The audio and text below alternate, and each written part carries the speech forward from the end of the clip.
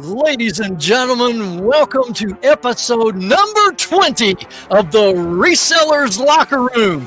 Introducing first, as always, down below, the Beard King Lizard Lick Picker right here in the house. Over to the side, the one and only Buttery Biscuit Butt. And in the upper corner, Shane, I will be your sugar daddy. Soda City Flips is in the house. And ladies and gentlemen, and all the viewers in reselling land, the one and only GOAT, Pete, the Craigslist Hunter, is in the locker room. Welcome aboard, Pete. Appreciate it, guys. Thank you. Welcome. Yeah, we appreciate you taking the time out of your schedule to join us in the locker room, and it is on behalf of the guys. It is truly an honor to have you here. So we want to not waste any time. We want to kick right off with some questions, and we may have a segment of viewers who watch the locker room that may have watched videos of yours recently because you've had your channel for over 10 years, I believe, on YouTube.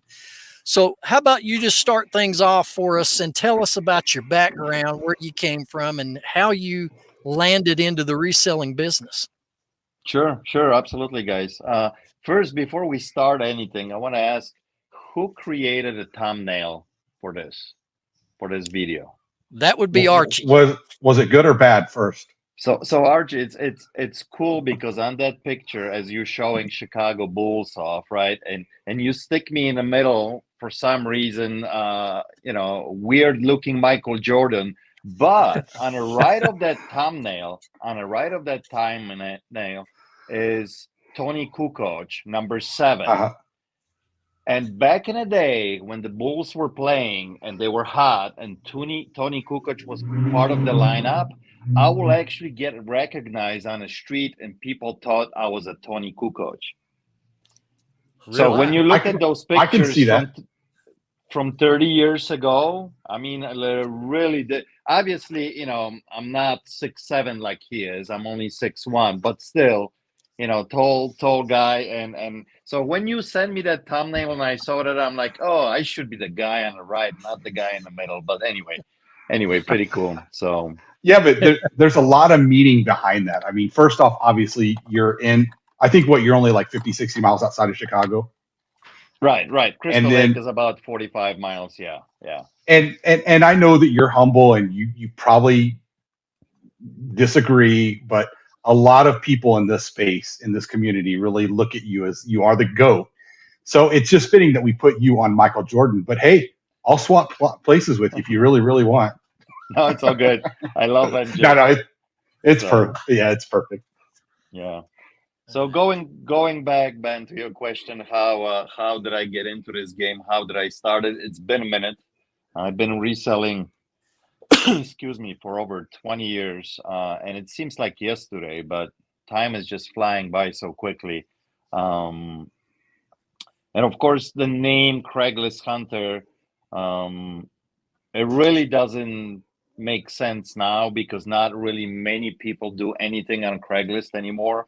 But back in the day when originally Craigslist popped up, that 95, 96, 97 year, when it was just the beginning of things selling online, that was one of the hottest platforms to be on if you wanted to buy and sell something, right? So that's why the name kind of started, because I was buying literally a lot every day, something from Craigslist, to flip it back on Craigslist or to flip it on eBay or flip it, in a shop. So not so much anymore. I don't even know if there's anybody else on Craigslist except scammers, really. But that's kind of where the name started. And, the whole reselling game, I've been around for a long time, but like the first probably 5-6 years of my reselling started in mid 90s, and they were not serious. At the beginning, it was just, okay, let me dabble with this, let me buy this, let me sell this, let's see how it goes. But it was never like a full-time gig or anything. It took a few years till I decided, hey, there's money to be made here, really, and you can really make a living out of this. And that's when, I mean, my first original account on eBay was in '97, which 10 years later got shut down in 2007. But I think I really didn't get into like full force, full time, the early 2000s, So, but it's been a minute. It's been a minute, and then of course the store started. This is my second location. Well, actually, when you think about it, it's my third store. But one of the stores, I had two stores at one time at the same time, and we closed one down. It wasn't doing very well. It was in a city. It was in Chicago. But the store itself, that it's here now in this location, we've been here for a little bit over 12 years. And it's doing a lot better than I originally expected. And we got some dogs in the house. Yeah. They just broke my eardrums. Who let the dogs out? Who let the dogs out? Yeah. So yeah, that's my story. It didn't happen overnight. It took a lot of years. Same thing with YouTube. Been, like you mentioned earlier, I've been on YouTube now for 10 years as well. That's totally a different beast. Reselling, it's its own different world, but it's a world that you can kind of figure out when it comes to reselling after you do it for a while. Now, YouTube, on the other hand, that's totally different ball game. It changes constantly, changes all the time. It's kind of crazy. So, okay.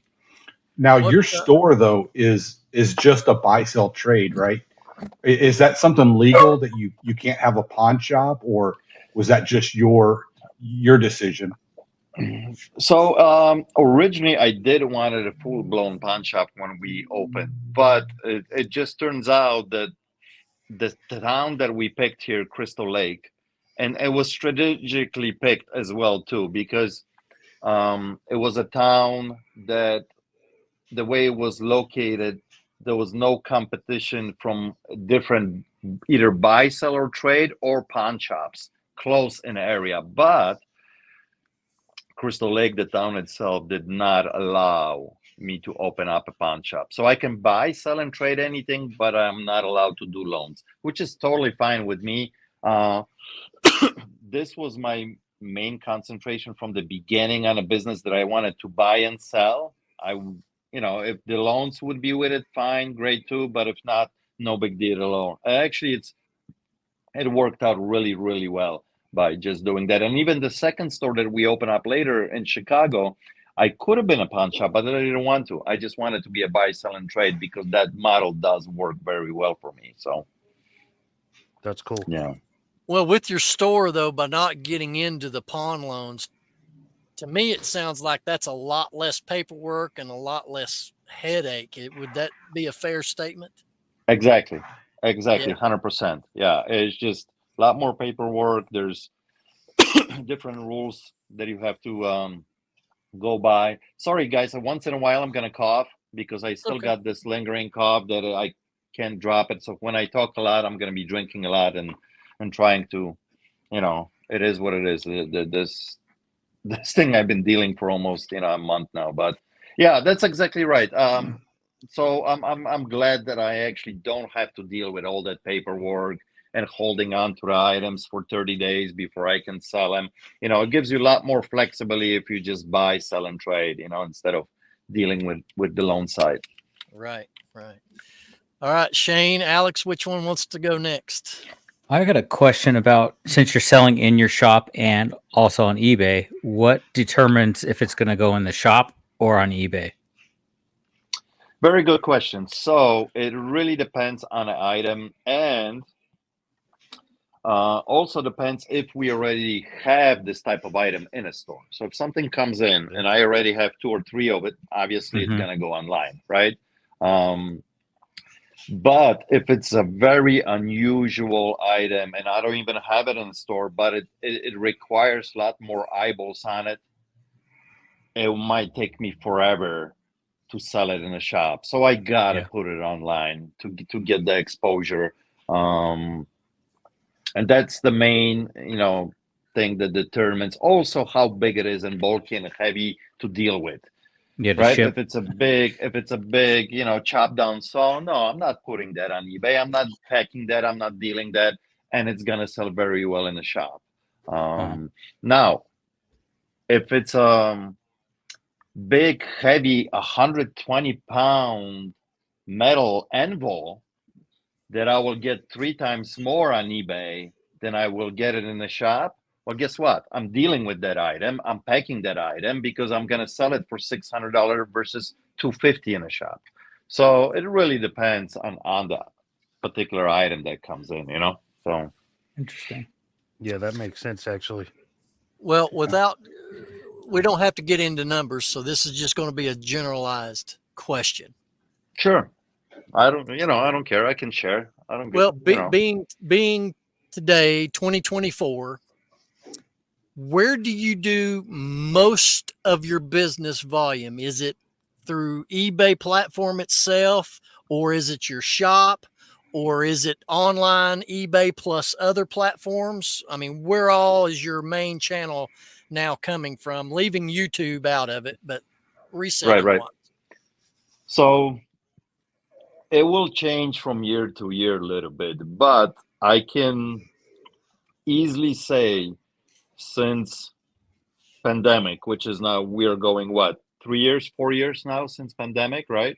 Yeah. Before pandemic, it was about 50-50. Strongly like that, and 1 year would go, 10% this way or that way. But for the most part, it was like 50-50. Sales wise, either it could be eBay, it could be Etsy, it could be different platforms altogether, but e-commerce was 50%, the shop was 50%. When pandemic hit, it did this crazy thing educating older generation of people how to shop online, right?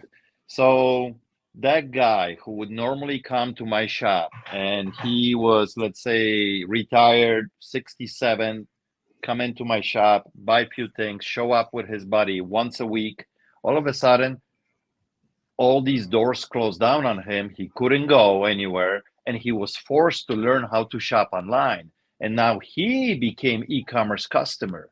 And that across the country changed big time. And lots of people jump in online and had to learn how to click, right? And it's right to your door. So since pandemic, it shifted big time. It shifted almost 80% online to 20% in the store. Now, 4 years went by now, and kind of slowly those customers rolled back as well.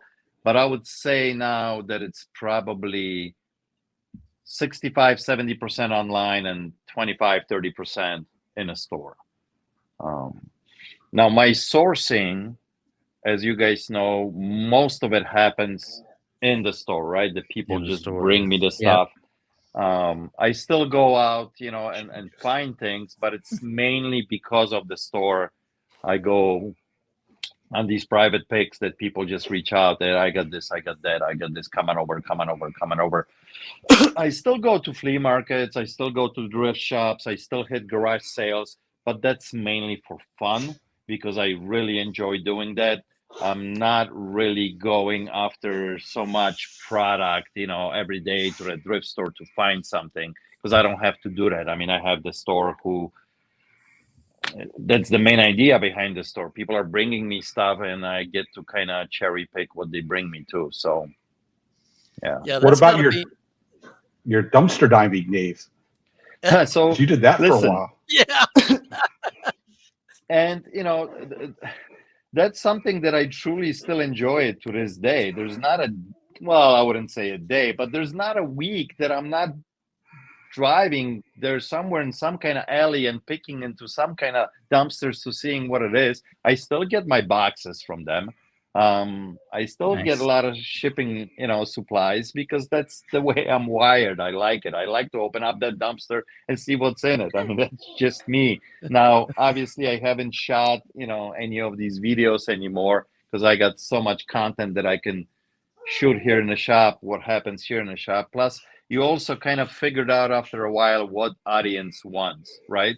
So at the beginning, I did quite a few of these dumpsters videos. I was one of the few first guys on the scene that would actually do that. Gave me a good traction, and then a bunch of channels all of a sudden popped out that they just did dumpsters, nothing else, But that's something that will quickly overall die down. So it's like a trend that popped up for a couple of years and then kind of went off, So yeah, that was an It's interesting popular part. again, though. It's real popular on TikTok right now. Yeah, the Yeah, dumpster Alex. king. The Yeah, dumpster that guy's king. awesome. Yeah. He gets millions of views. Well, what seems to me to be the case, Pete, is with you having a shop where you can buy, sell, and trade, and people are bringing you their items, it kind of takes the fun out of the treasure hunting, but yet it saves you time, Oh yeah. wear and tear on your vehicle.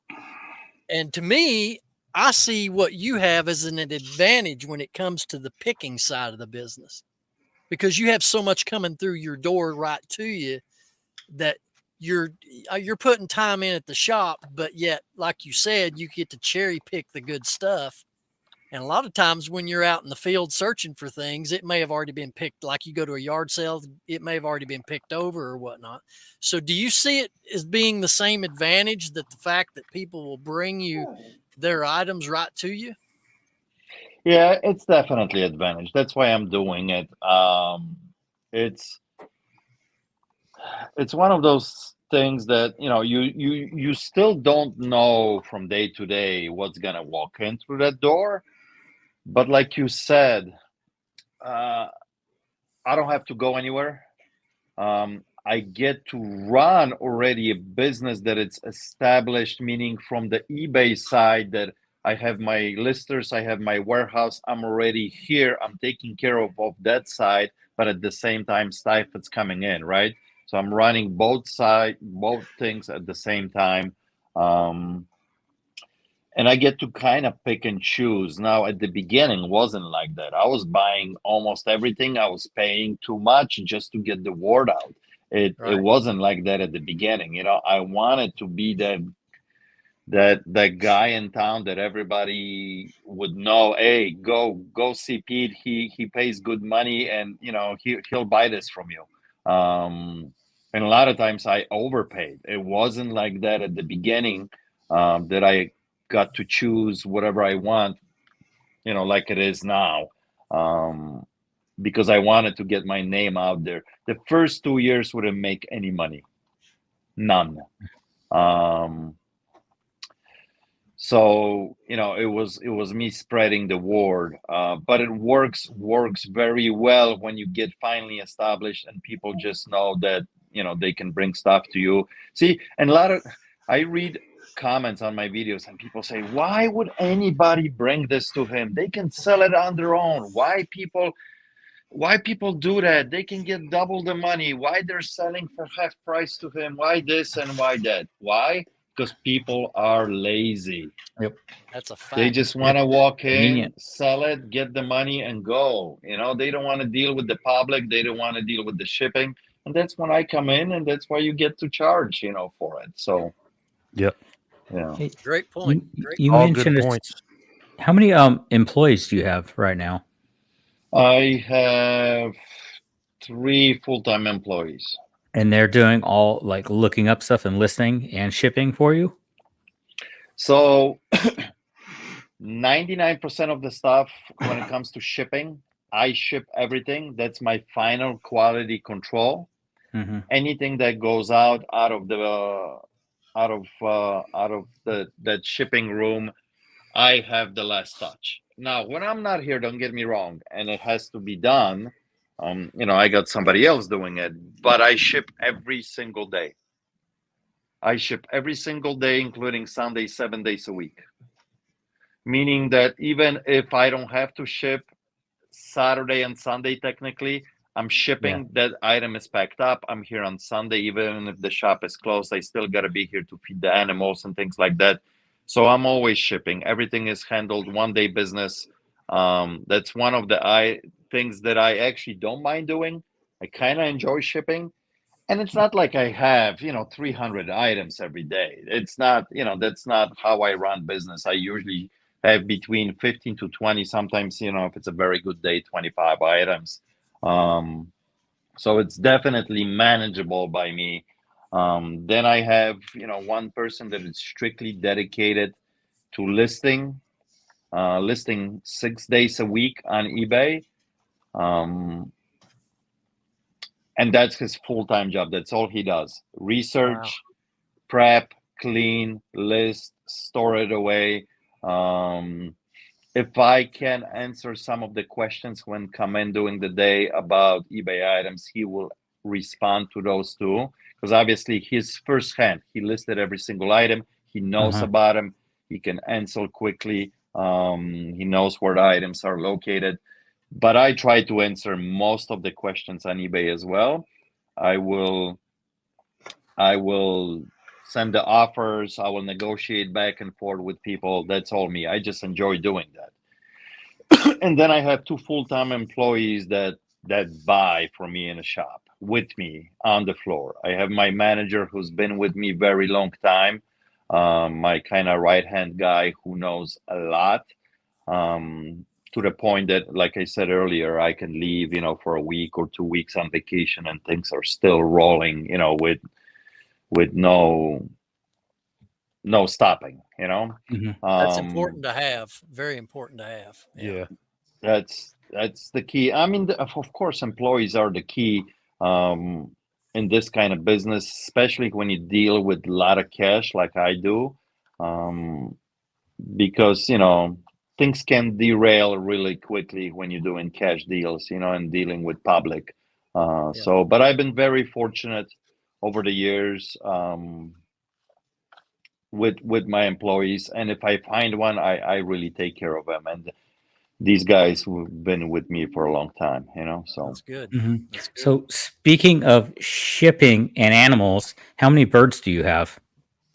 So, I feel like it's a zoo right here now, but so I have a new addition. You caught that, Ben? Shipping.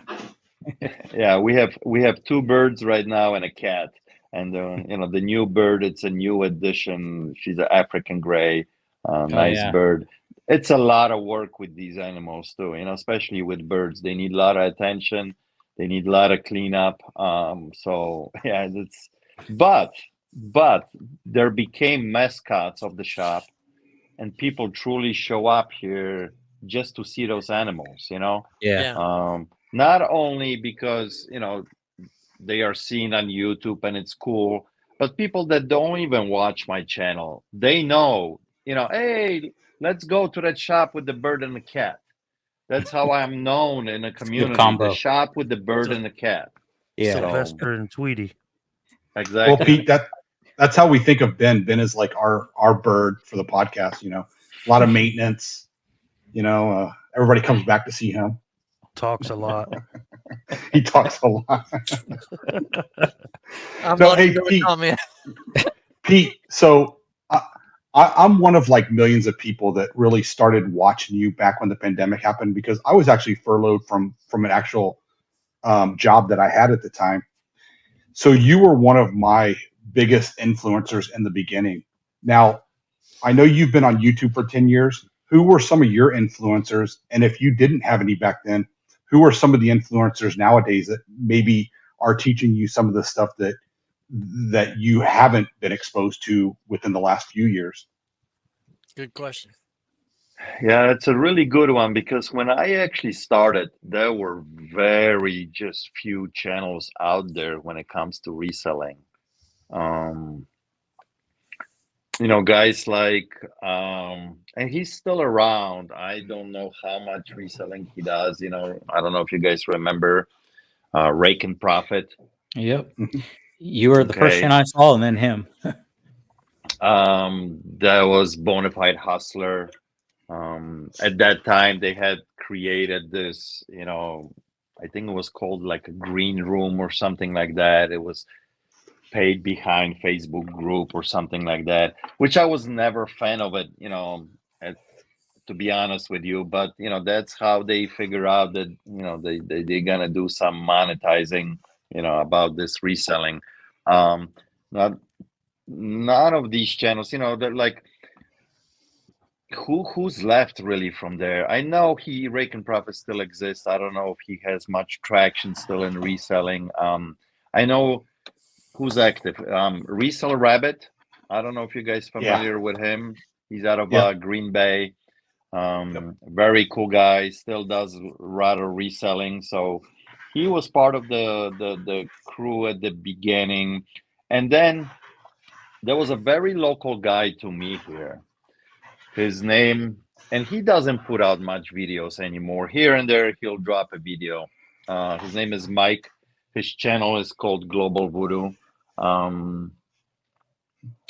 He truly was like one of the first channels that I kind of watched, because he was, what I can say, my homie, right? He was like next door, and I knew him, and he would come into my shop and actually sell me things. You know what I mean? Cool. And Yeah, that's cool. he had a channel that at that time, I think he had like 5,000 subscribers. And listen, 5,000 subscribers 10, 11 years ago in this little niche, it was like, wow, big. So he was like the first guy that gave me maybe a little bit of inspiration. Maybe I should, if he can do it, I think I can do this too. I can start showing my journey and showing people how I buy things and sell things. And then when I started channel, he actually gave me a shout out, when actually shout outs meant something really back in the day. Not so much anymore. And he gave me a first shout out, and like over, from a couple hundred subscribers, I went to like 1,000 subscribers within a couple days. Wow. Because people were excited to see more channels and more people out there doing that type of content. It's totally different now when you have hundreds and hundreds of channels talking about reselling. So he gave me like a big kick. But far as like filmmaking and watching different YouTubers, I thought the biggest genius till this day is, and it was, for many, many years, was Casey Neistat. This is the guy that I really admired, what he did to a vlogging style and talking about things just by yourself without any production, just being a YouTuber, So I took a lot of inspiration from him and his work ethic when it comes to YouTube. Cool. Awesome. Well, I want to, if I could rewind just a minute back into your eBay store and how you run your eBay side of things. Do you ever do the free shipping model in your eBay business? So what's I'm your gonna take tell you on guys, that?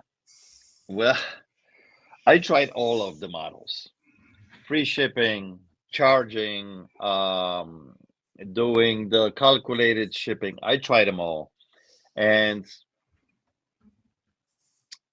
I think it really it boils down to is the product that you have and overall the price. Doesn't matter if it's included and you're doing a free shipping or it's not included, you charging. It comes down to the bottom thing, overall price. Now I think I want to say about 15 years ago, 2008, 9, something like that. We did quite a bit of free shipping. There were some categories that I was in that were pretty saturated, and you had to kind of do free shipping to stand out a little bit more. Yeah. But now I don't do any free shipping at all. And this was only for a few years. I charge for shipping on every single item. I think most people understand that there's no such thing as a free shipping. That it's, when we say free shipping, it's built in. Most people know that. Now, obviously, Amazon did a trick over the years with its Prime and everything else that kind of people got accustomed to it.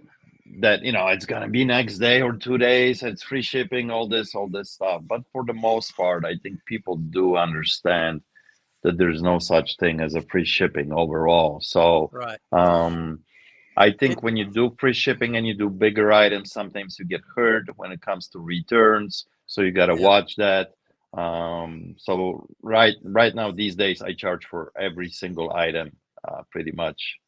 I think, when you advertise on eBay with free shipping, it's more psychological to that buyer.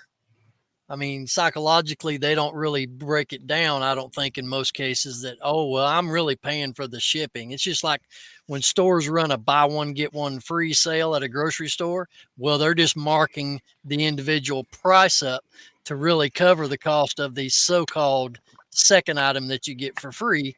So, yeah, you build that free shipping into that cost. But I think psychologically, there are people out there that thinks that they're really getting a good deal when they see free shipping on there, but they're in essence, they're really paying for it. Yeah, but and I get it. And there's some people, of course, that will search, right? And they will go and filter.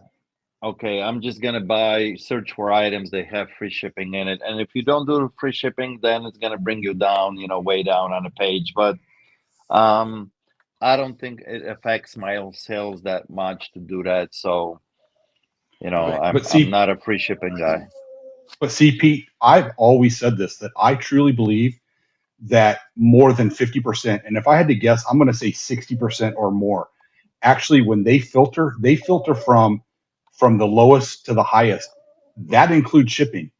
So I just don't think there's enough people out there that I think it's a very small percentage that actually will put in free shipping. So Archie, now people that dogs, they're both trying to get to me. Snoring in your lap or something. No, they both want to get to me. Sorry, guys. No, I just keep hearing something. I'm like, what is that? Sorry, go ahead. No, but I think that's the best strategy is to just build it in. No free shipping. People are always still going to search your item because they want the lowest price anyway. Yeah, price plus I shipping. just think that's the best way to do it. Yeah, I mean, most people, especially on eBay, they come to eBay, they're looking for that deal, right? So I think 90% of the time, the factor is the price. And then they look in, they dig in a little bit deeper if they do have few items to choose from. The condition of the item. If we are talking about a used item, of course, different ball game on new. New is new and end of story. But but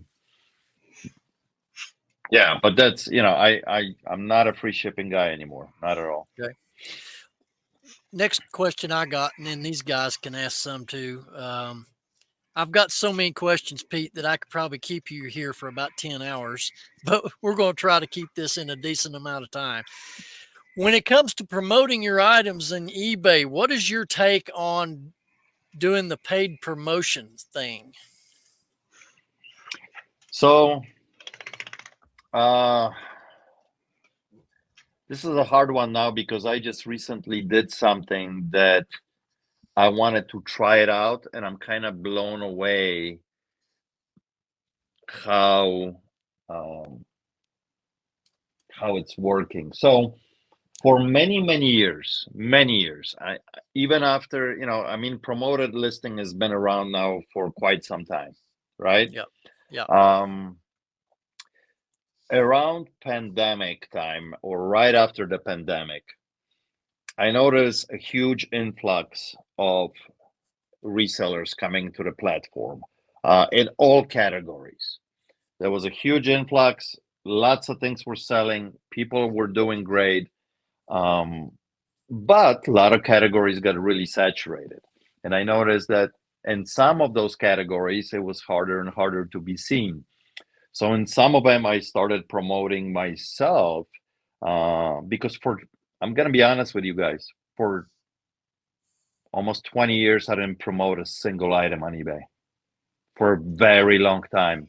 I just always figured if I got a good item, good product, and the good price, it will sell no matter what. And it worked very well till the market, certain categories got saturated. And so I started promoting in certain categories, probably about 25 to 30% of my listings. And then just to give you back up a little bit, I usually have about 2,500 to 3,000 listings on average in my store. Okay. There's also another store that it's not known to the public that I sell very high-end stuff that I don't talk about it, but it's very minimum. I don't promote anything in there. There's only just few items in there. Okay.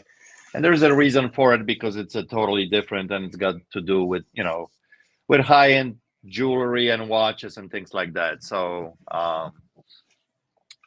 but anyway, for many years I didn't promote. And when pandemic hit, things got heat up, and I started promoting in a few categories. And it seemed like it helped a little bit. My average promoting rate was anywhere between 2 to 5%. I really never went over 5%. Occasionally, if I saw that the category is really saturated, if eBay recommended some stupid number of 12, 14%, which is insane, I would do maybe half of that, and I would do 6 at the most. But usually on average, 2 to 5%, that's what I would promote. And it will work for quite some time in different categories. And it seemed like it did help a little bit. Last year, late, probably spring, early summer, things got really off the rail, I think, on eBay. Their algorithms, their search engine, everything got messed up. Things were not right. It seemed it didn't work correctly. And all of a sudden I noticed, wait a minute, these promoted listings are not doing a whole lot to me. They're not really putting anything, extra in my pocket. Funny thing is, I even had a call today from one of the guys from eBay directly. Every few months they call me, these reps, and they want to teach me how to promote my shit, right? And it's just like every time I talk to them, and I've been talking now to them for years, they don't tell you anything else. They just want you to promote more items for more money. Right. But anyway, so I noticed last year that it really, the promoting thing, it went to crap. And nothing was really happening. And I'm like, I picked even a certain categories that I'm like, okay, I really don't have to promote this because there's only a few listings, but let's see what would happen if I do. Does it gonna give me any boost? And it didn't. So I did this experiment right before Christmas, 3 weeks before Christmas, when the fourth quarter wasn't really the fourth quarter I was expecting. It was slower than normal. And I'm like, 90% of promoted listings that I have, I'm not gonna promote anymore. I took everything off. I left maybe just a few items, few categories that were promoted, no difference in sales, like zero. So I honestly, till this day, I don't know how much does it really makes a difference at the moment, because I think their system is overall kind of screwed up. I don't know how much really bumps out in certain categories your listing to the top. At this time, I don't know if it's worth your time or not. I honestly can't answer. I don't see any difference with it or without it. None. What That's about my end answer. sell I don't know. similar? Huh? That's a good. What about end sell similar? Have you ever done that? Or? I stopped doing that 2 years ago. Okay. I don't do any of that. I don't. I used to do it. I played around with it. I don't do it anymore too.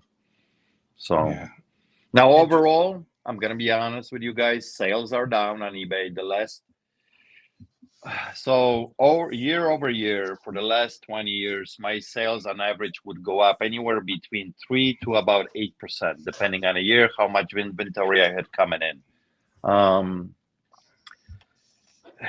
When pandemic hit, obviously it did exploded for a couple of years, was extremely well. Then it kind of leveled out again. Then the last year, I'm down overall 6%, I think, for the year. Now, I don't know if it's because two things: slowdown or overall economy, or also lack of eBay bringing new customer to the platform, or number three, is it leveling out after pandemic too? Because it went up like this, and now it, over the next 3 years, it came down finally to levels that were before pandemic. So there's a few different factors, but I think overall, like the promoting, they're not doing anything for me, Well, I think the economy that we're now experiencing is not the best. I think most of us can probably agree to that. Yeah, for sure. The cost of everything is just sky high. And another, Archie, I'm glad we're not in the restaurant owning business anymore, because I know food costs were going up exponentially month over month, and I can't imagine what it would be now. But but it's interesting that when you build your eBay business, Pete, as you said earlier, there is a plethora of information available with YouTube videos about everything reselling. What I find interesting about this business, reselling on eBay, is there's really no right or wrong way to do it, because everybody's way of approaching this business is so different. Do you agree? No, 100%. And, three major factors, I think, play a role. The area that you are in, how you can source, right? That's number one. Not everybody has the access to the same stuff. Right. Number two is, what do you know? Like, what are you gonna source, period? Because that's your knowledge base, and you understand. I always tell everybody, sell things that you really, really understand. Yeah, we all kind of sell a little bit of everything, but it's a lot easier and more fun if you're selling things that you like and enjoy, and you know what you're selling. Yeah. And of course the space, right? I mean, it depends what you're selling to. Is, can you do this out of 10 by 10 bedroom, or do you need a warehouse? So you can set yourself however you want to go in reselling, and everybody can do it different. And like you said, there's no wrong way of doing it. You can pick up little bits and pieces for everybody and make it work for yourself. Can this be good business and lucrative business, and you can make good money? Yes, just like any other business, but you got to put in the time. It does not happen overnight. Right. Sometimes I hear that people talking about it too much.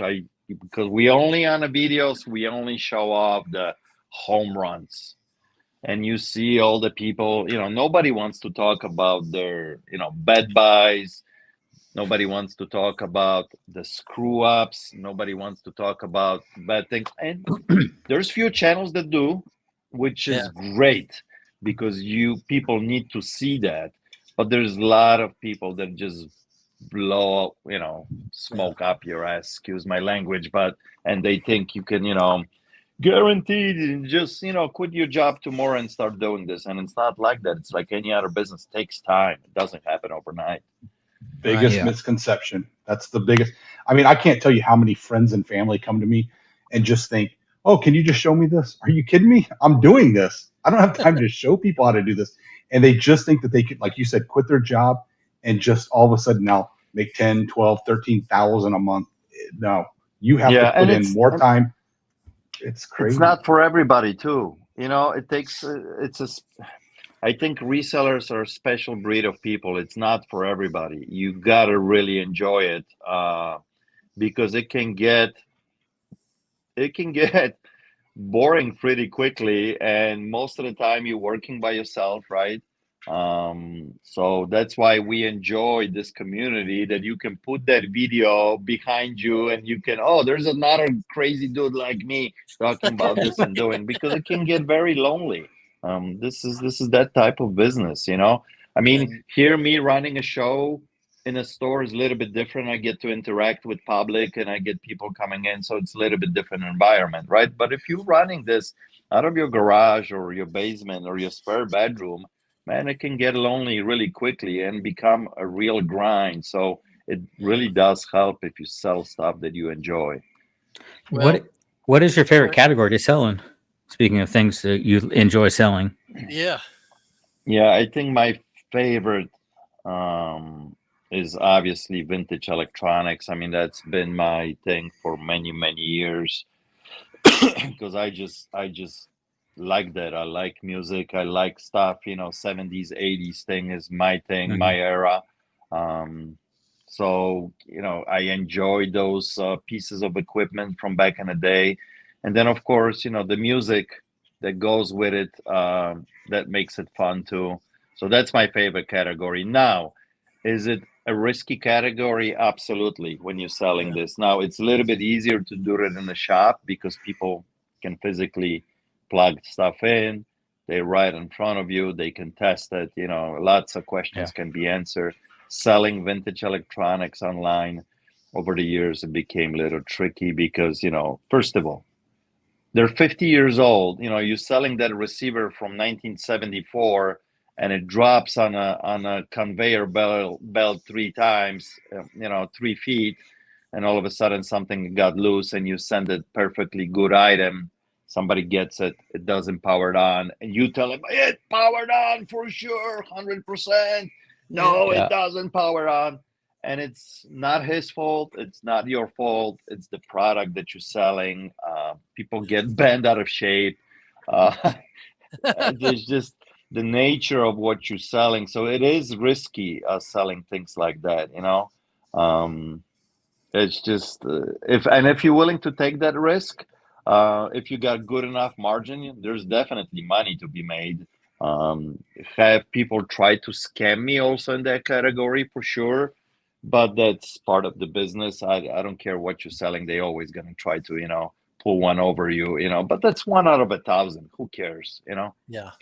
So, Part of it. Well, whether you're out going to flea markets, yard sales, or you're in the shop and a customer brings an item to you, Pete, what is the biggest home run deal from recent memory that you can think of that netted you the most money? One single deal. so it's and I talked about this a couple times on different shows, but it's not very exciting deal, and it's almost that it's like, really, really. So it's a deal that I made 5 years ago. Maybe it's going even on the 6 year, and I'm still selling it. Wow.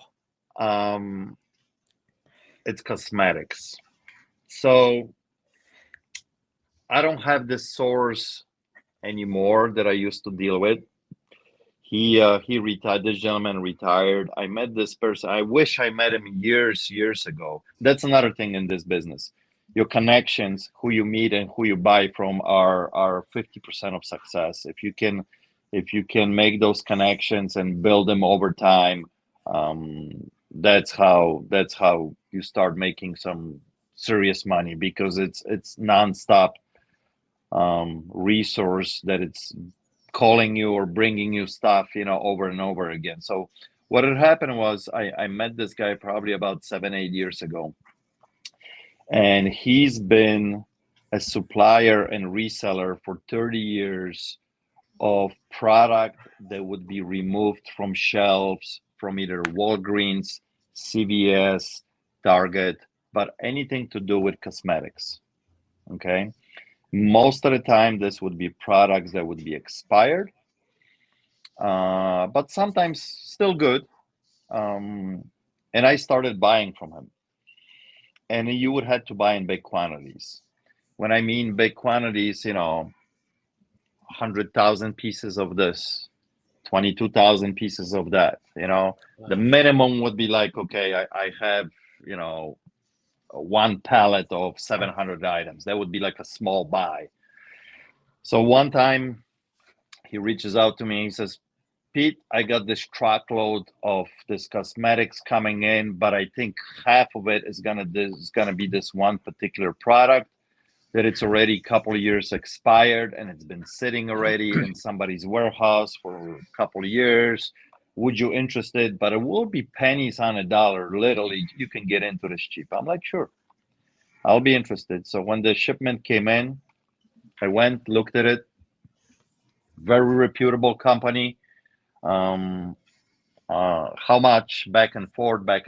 I'm buying it. So I paid $16,000 for that product. And so far, you know what? I would have to calculate exactly. I think I made over $150,000 from that product. Wow. I do that all day, every day, brother.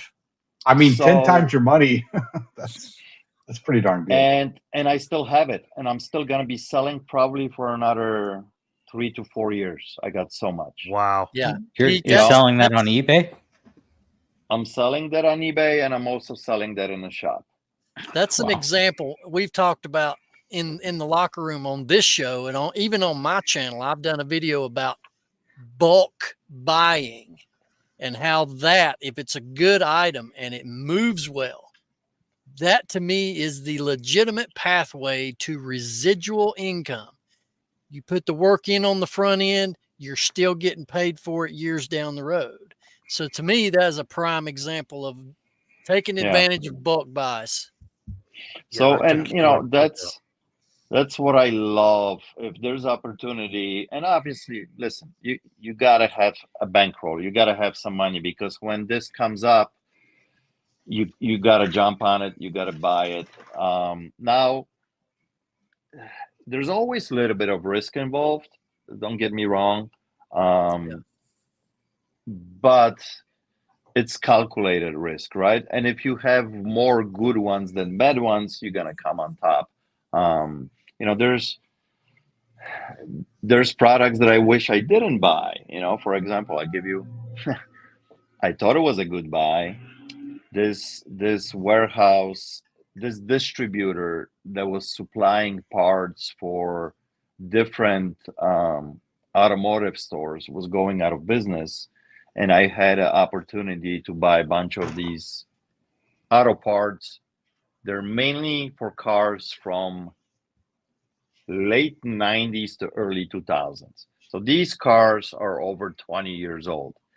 How many cars now I think about this differently. I bought this probably about 4 years ago, right before pandemic. So at that time, those cars were like 16, 17 years old. Now they're over 20 years old. How many cars on the road we have, they're 20 years old? Yeah. You don't see that many. They're out there, but not that many. So these are parts like pumps, belts, hoses, and things like that. And I did buy it cheap enough that I'm not hurt. But boy, I'm still not in a profit. I'm selling them, but I'm not in a profit. So the buy was not good enough. Yeah. So to the point that a couple times I had an opportunity that I dump some of it on somebody else. Here, couple pallets. Let's take them, because we haven't even listed this yet. Just take it, just take it. So there's always a little bit of risk involved. But if you can get more of these deals that are paying good money and you get it cheap, and you set yourself up with few SKUs like that constantly that money is flowing from that. Yeah, exactly. And then you can go after different stuff, the one-offs, all day long, because you got certain things that are just ching, ching, ching, ching, So. All right, well, we're gonna before we go. Quick, I have one question about your YouTube channel, because My favorite videos of yours are the people that come in and try to get over on you and they try to scam you some kind of way. Yeah, I'm just curious what the most counterfeit item that comes through your doors. I'm just curious to know what that is. that's a good question. So 100%, I can say without a doubt, fake watches. I had a feeling that's what it was going to be. Yeah. Fake watches and fake gold as well. There's also lots of fake coins floating around, like silver coins. But I think watches is number one. Yeah. That there's so many fake Rolexes and Omegas out there that you got to be really careful. And they're good. Some of them are really good, and some of them are even advertised as replicas. And you can buy them, and you spend $900 for a fake Rolex. That it's so freaking good. Unless you open it, you really don't know. The weight is there, everything from outside. They use some of the parts from Rolex. It's hard. It's you got to really know what you're looking at. If you don't, you can lose your ass really quickly. So yeah, I don't doubt that at all. Yeah, the first video that I actually saw of yours was the poor little old lady that, well, first off, she tried to give you a box full of newspapers and said that it was a sealed, I don't even know what it was. It was like a cable or something. But then she tried the Movados. That was a classic. That was a classic. The Movados, yeah. That one, she brought in a box of newspapers. Box supposed to have like a combo of portal cable tools in it, So, and I from the moment she walked in, everything wasn't right about that. From the moment I even grabbed the sealed box and I had it in my hand, I held and dealt with these boxes many times because we buy and sell tools here all the time. So I'm kind of expecting the weight, and I know what I'm kind of looking at. I'm like, no, there's something wrong. But when the camera is rolling and I feel it, I'm going to put them on a spot. I'm going to drag this out as long as I can. And I'm going to make them make the fool out of themselves, Yeah. Genius. But those videos are the videos that people do enjoy. And that's what's tricky about YouTube, understanding your audience. So by me using footage like that and showing things like that, it brings different crowd into the channel. And brings a lot of different eyeballs on the store, and people start watching, and then all of a sudden, there's deals to be made because of some scammer video, and all of a sudden somebody's watching my channel and they go, oh my God, this guy is buying all kinds of stuff, and I'm getting a phone call from, Central South Dakota, go and come buy this thing from me because, I want to get rid of it. So a lot of people don't realize actually how powerful the channel is itself. It's not only entertainment, but how much it did for my business over the years.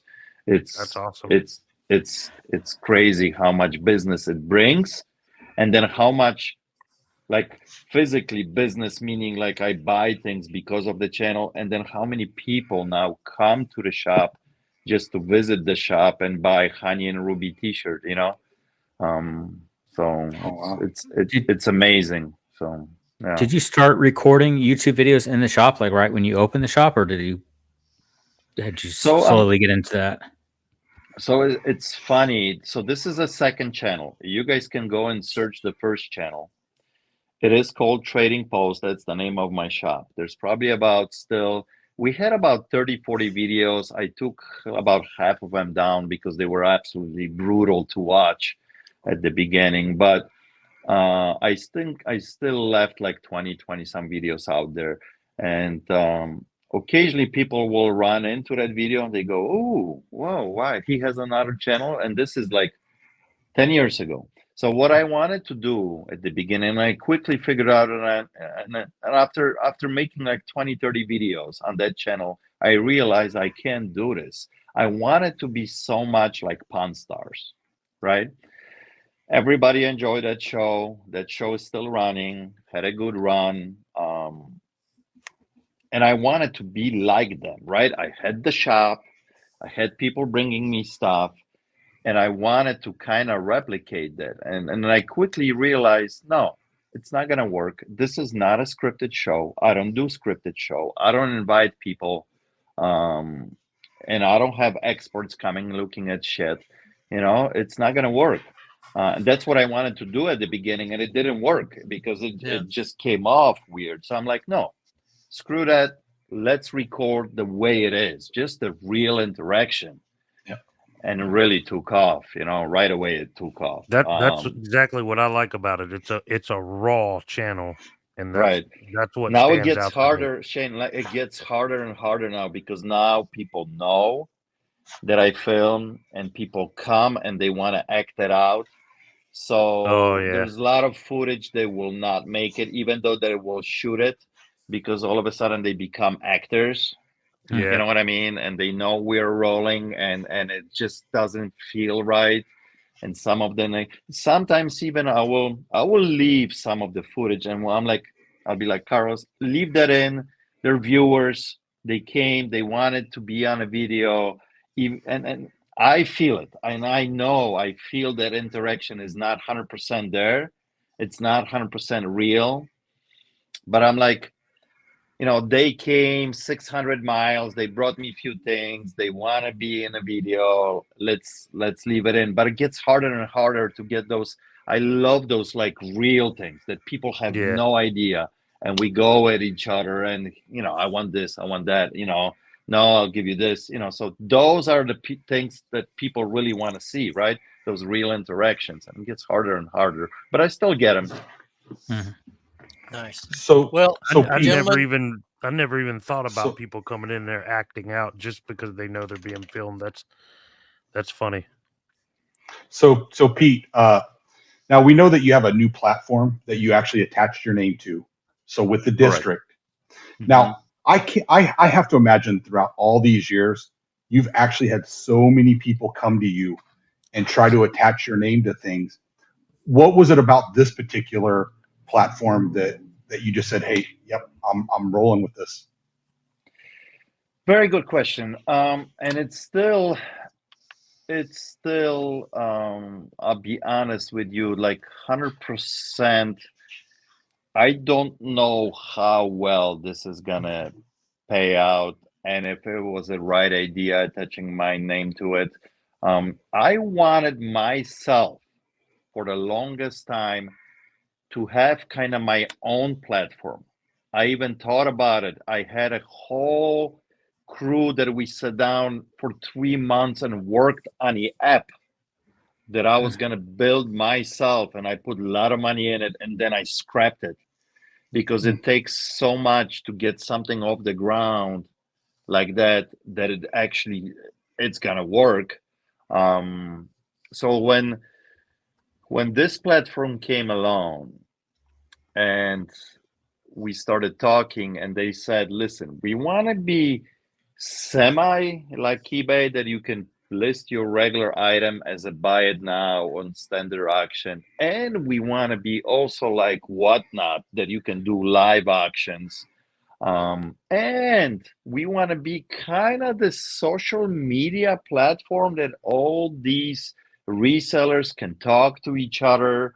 I'm like, it sounds interesting, but the only thing that kind of bothered me about that platform is, how are you driving traffic to this, right? Yeah. And their main goal is that we want to partner with people like you, for example. So they said Craigslist Hunter, right? They said, we're going to have Jacqueline, Crazy Lamp Lady. We're going to approach all these influencers that have some following on different social medias and try organically bring people in using, like, for example, my name, because I will talk about it.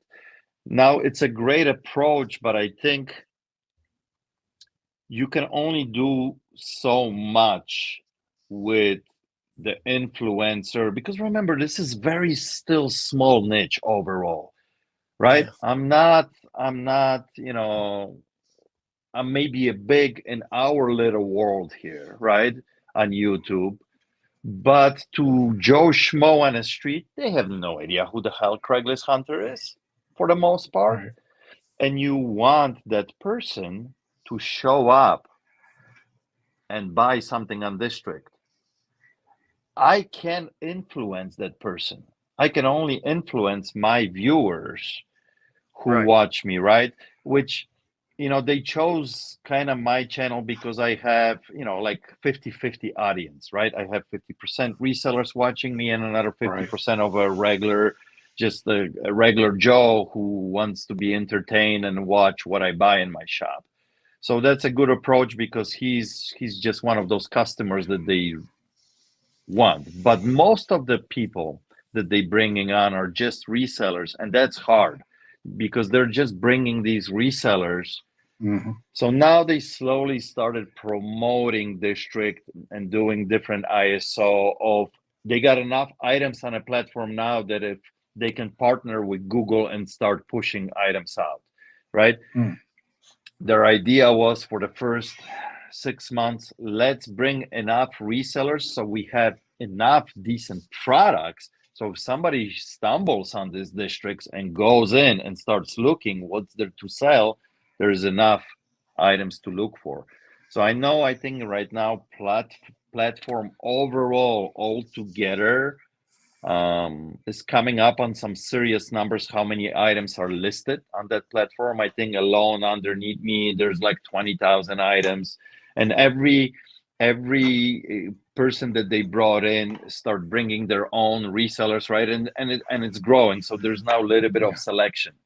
How long it's really gonna take to get this off the ground? And they do have big pockets. These guys are very smart. Some of them came from Snapchat. They know what they're doing. They've been in Silicon Valley. They know the game.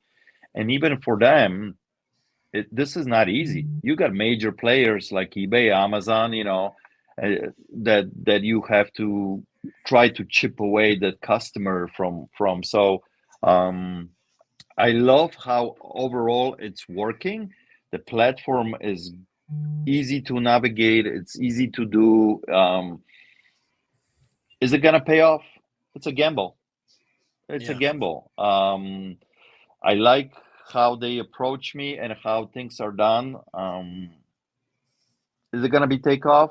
I don't know. It could be a bust 6 months from now. It could be another great platform. Might take another 5 years before pops off. Look how long it took, Etsy to became known, and it's been around as long as eBay. It's been around for a long time. Look how long it took also Poshmark. So it takes time for these platforms to pop. Is this next great thing? I don't know. It's hard to judge. eBay is still a player. I mean, I don't care what anybody says. I mean, it's the traffic, it's still huge. Although, they're losing a little bit of market share because of these small players. But they need to innovate a little bit more. I think eBay's problem is they think they're so freaking big they don't have to do anything. But I think they're paying attention. They are paying attention. They're gonna be doing some things soon that are gonna be they're gonna be good. I heard some good things, so they rolled out and been trying the live selling now too. I've seen a couple of sellers doing that. Yeah.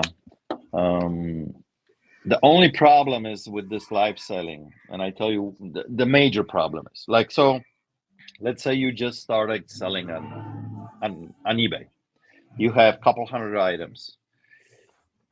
You've been selling for a few months. You really don't have a following. So if you go live on eBay and you don't have following, you need people to tango, right? To do actions live. And if you got 1, 2, 3 people, you're not selling, you're not moving your items, you got to have an audience. So District has an actually great idea of, when I go live and I have a following and then simultaneously it streams on YouTube and it reaches that audience that brings, I mean, every time I did an auction so far, bonkers, crazy.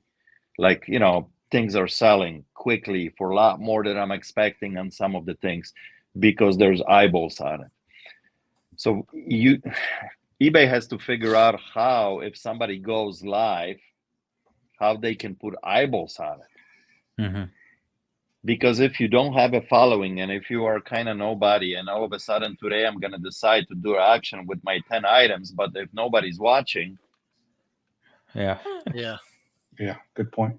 So, Well, we're just over an hour, guys. We're going to switch up gears unless you all have any more. Do you all have any more questions? Because I'm going to put him on a path here as we're going to finish out the show. Y'all have any other questions for Pete? Well, what is the next? What are you going to ask here, Ben? If you're doing the rapid fire, then it's more questions. So, well, considering that we're at 1 hour, 10 minutes, and I wanted Pete to address anybody that watches this show, whether you're new to reselling, whether you're a seasoned reseller, or whether you're thinking about jumping into the reselling business. I wanted him to discuss reselling as a whole in 2024 and what his opinions are going to be about reselling going forward. So the state of Craigslist Hunter address. So does any of your questions involve that, Alex? If not, one of them was a tip for new resellers. So yeah, that is kind of the same thing. Okay, there you go, Pete. Take it away. Yeah, so it's a topic that it's on a lot of people's mind. Even the last video that I made, I touched a little bit about it because I had a lot of new sellers just like reaching out directly, asking for advice. And my advice at the moment is, if you can do this part-time, and if you are new to the game, do it as long as you can as a part-time player. Don't quit your job, especially right now, because things are tough. The markets are not easy to navigate in at the moment. People are not spending money the way they used to, especially like right now, from everything that is happening. Everything is so expensive. Inflation kicked everybody's ass. We know that.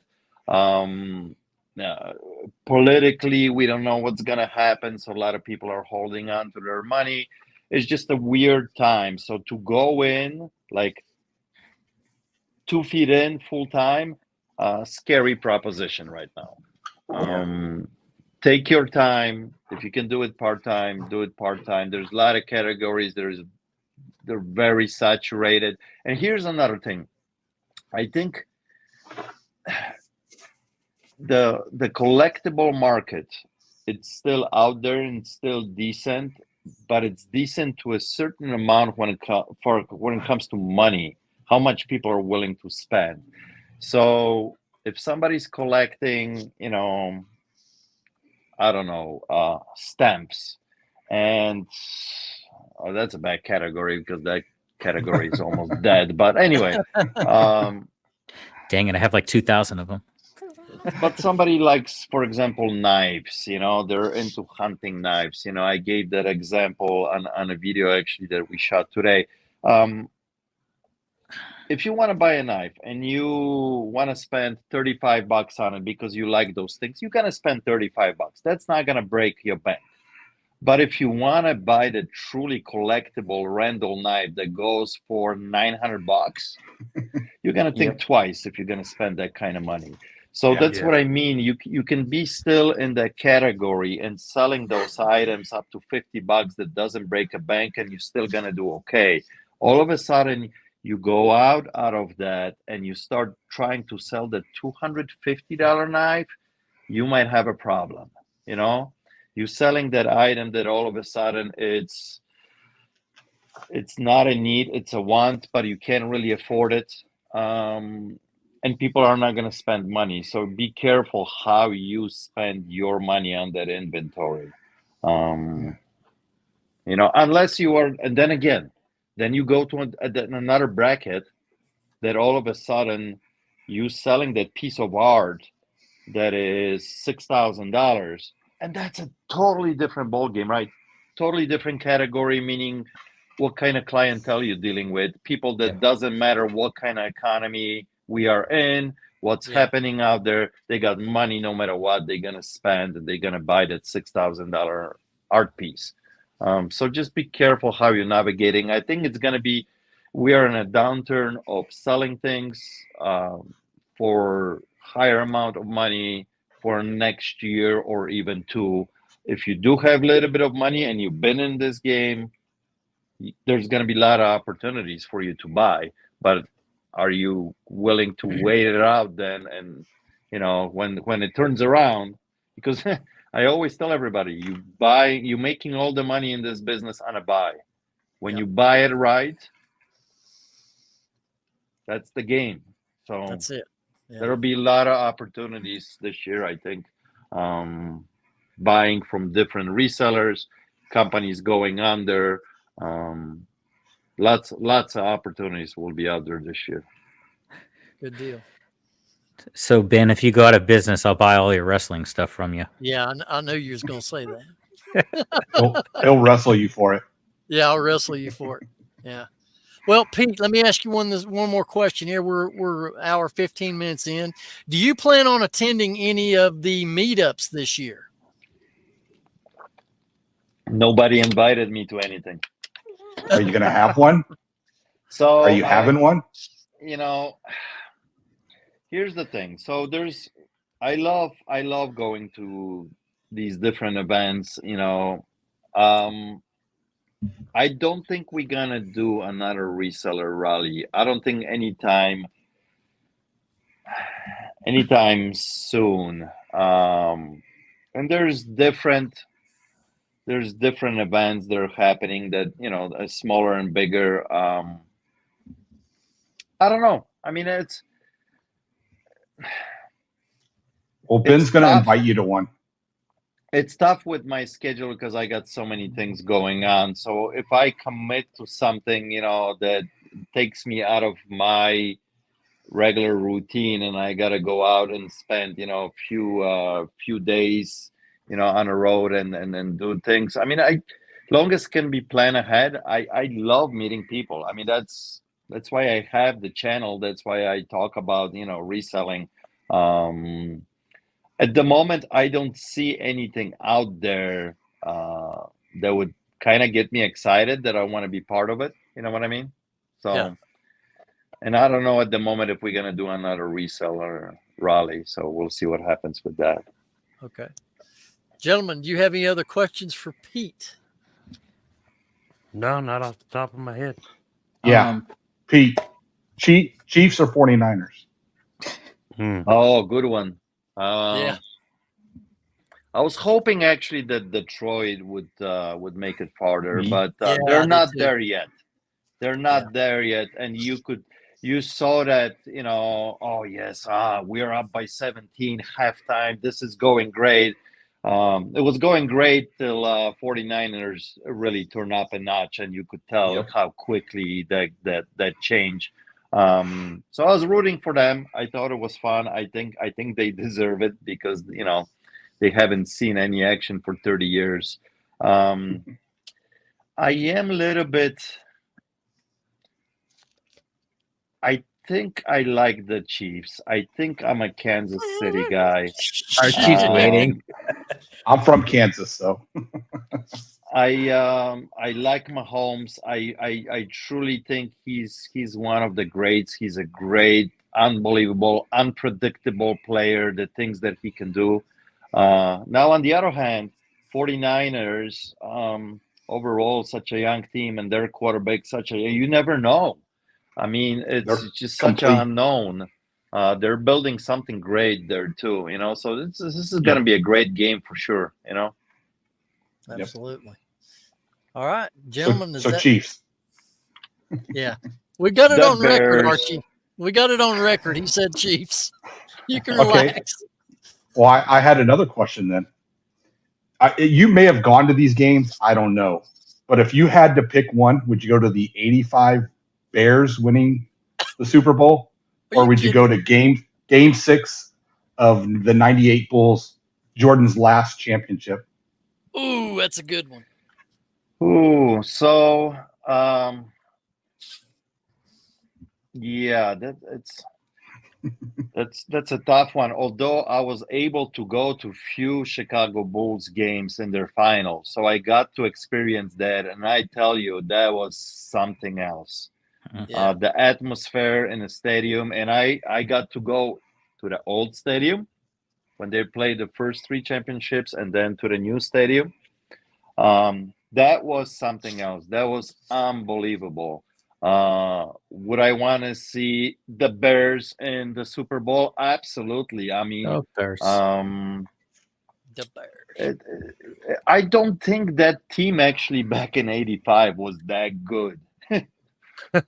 To be honest with you, their quarterback had wasn't charisma. the best.